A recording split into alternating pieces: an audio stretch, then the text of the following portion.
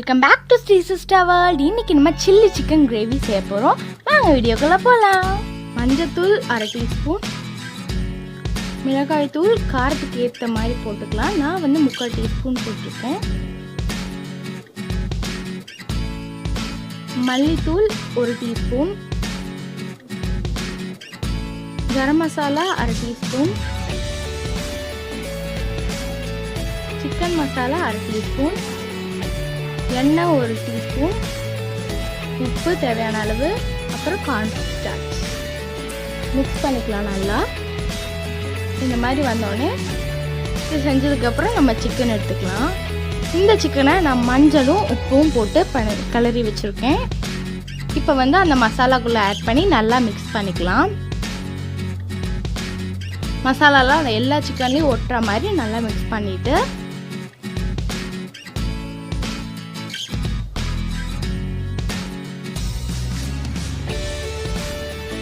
ஒரு teaspoon oil ஊற்றிக்கலாம்.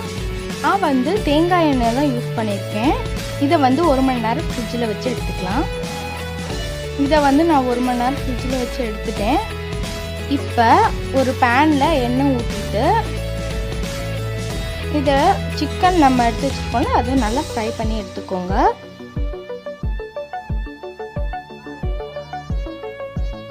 Fry பண்ணி எடுத்தோடனே அந்த சிக்கனை எடுத்துகிட்டு அதில் கொஞ்சம் எண்ணெய் ஊற்றிட்டு ஆனியன் சேர்த்துக்கலாம். அதுலேயே அந்த எண்ணெயிலேயே ஆனியன் சேர்த்துக்கோங்க.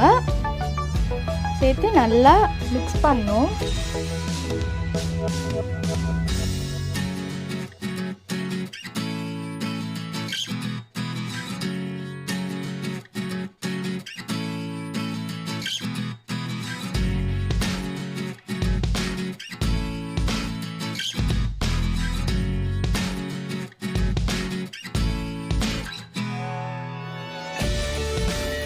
இது நல்லா ஃப்ரை ஆனதுக்கப்புறம் இஞ்சி பூண்டு பேஸ்ட் 1 டீஸ்பூன் போட்டுக்கலாம்.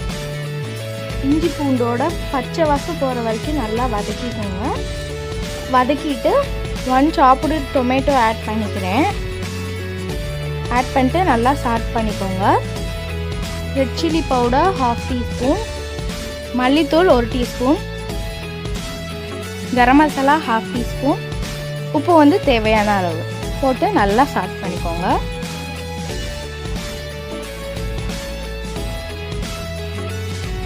இப்படி நல்லா வதக்கினோடனே கொஞ்சமாக தண்ணி ஆட் பண்ணிக்கோங்க.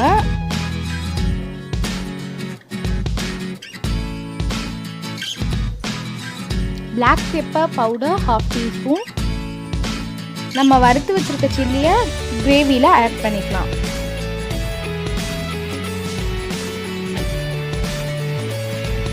ஆட் பண்ணிட்டு நல்லா கிளறி விட்டுருங்க.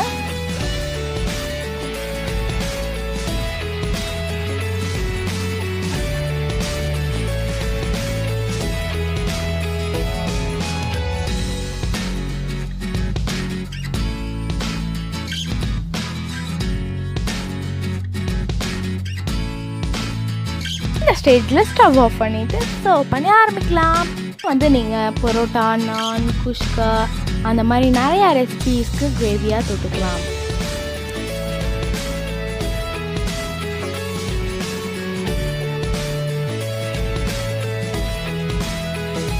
மேலே கொஞ்சம் கொரியாண்டர் லீவ்ஸ் போட்டு டெக்கரேட் பண்ணிக்கலாம்.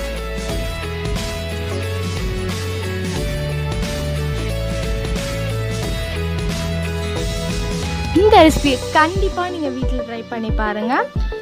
ரொம்ப டேஸ்ட்டாக இருக்கும். கண்டிப்பாக இந்த ரெசிபியை நீங்கள் வீட்டில் ட்ரை பண்ணி பாருங்கள்.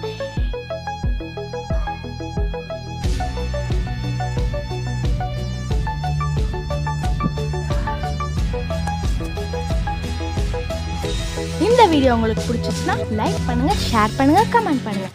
மறக்காமல் சப்ஸ்கிரைப் பண்ணுங்கள். பக்கத்தில் இருக்க பெல் பட்டனையும் ப்ரெஸ் பண்ணுங்கள்.